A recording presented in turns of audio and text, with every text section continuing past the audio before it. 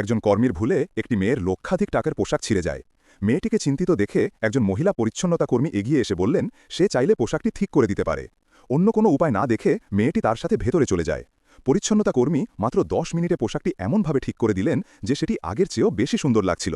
মেয়েটির মনে হলো এই মহিলা খুব দয়ালু, তাই সে ভাবল যে তাকে তার অবিবাহিত বাবার সাথে পরিচয় করিয়ে দেবে। কিন্তু পরিচ্ছন্নতা কর্মী জানত না যে মেয়েটির বাবা এই অফিসের চেয়ারম্যান। 1 বছর আগে মেয়েটি তার বাবার জন্য অনেক ব্লাইন্ড ডেটের ব্যবস্থা করেছিল, কিন্তু তিনি কারো সাথেই খুশি হননি। সেই সময় মহিলাটি তার গৃহস্থালী নিবন্ধনের সমস্যা সমাধানের জন্য একটি ভুয়া বিয়ে করতে চেয়েছিল, কিন্তু যাকে বিয়ে করার কথা ছিল সে হঠাৎ করে টাকার দাবি বাড়িয়ে দিল। তখনই চেয়ারম্যান তারা দুজনেই দ্রুত বিয়ে করে নিল, কিন্তু বিয়ের পর চেয়ারম্যানকে একটি জরুরি কাজে 1 বছরের জন্য বিদেশে যেতে হলো। যাবার সময় তিনি সেই মহিলাকে $5 মিলিয়ন একটি ঘড়ি উপহার দিলেন। পুরো 1 বছর কেটে গেল, সেই মহিলা তার বোনের সাথে থাকছিলেন। এতদিনে তিনি তার স্বামীর চেহারা পর্যন্ত ভুলেই গিয়েছিলেন। শহরে টিকে থাকার জন্য তিনি পরিচ্ছন্নতা কর্মীর চাকরি নিলেন। একদিন তিনি একটি হোটেলে তার নাতির জন্মদিনে গেলেন। তিনি 1 বছরের উপার্জন দিয়ে নাতির জন্য একটি সোনার ব্রেসলেট কিনেছিলেন। খুশি হয়ে যখন তিনি পড়াতে গেলেন তখনই তার পুত্রবধূ তাকে জোরে ধাক্কা দিল।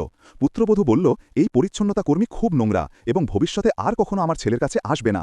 মহিলা দুঃখী হয়ে বললেন তিনি শুধু তার নাতিকে একটি উপহার দিতে চেয়েছিলেন। কিন্তু পুত্রবধূ সোনা দেখে চমকে গেল। তার মনে হলো এই মহিলা তো সোনা কিনতেই পারে না, নিশ্চয়ই কোথাও থেকে টাকা চুরি করেছে। সে জোর করে মহিলার ব্যাগ চেক করতে চাইল, এমনকি তার ছেলেও কিছু বলল না।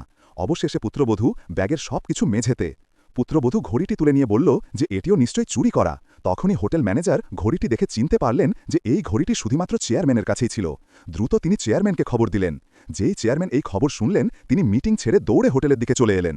পার্ট 2 দেখার জন্য কমেন্টে জানান আর চ্যানেলটাকে লাইক এবং সাবস্ক্রাইব করে দিবেন।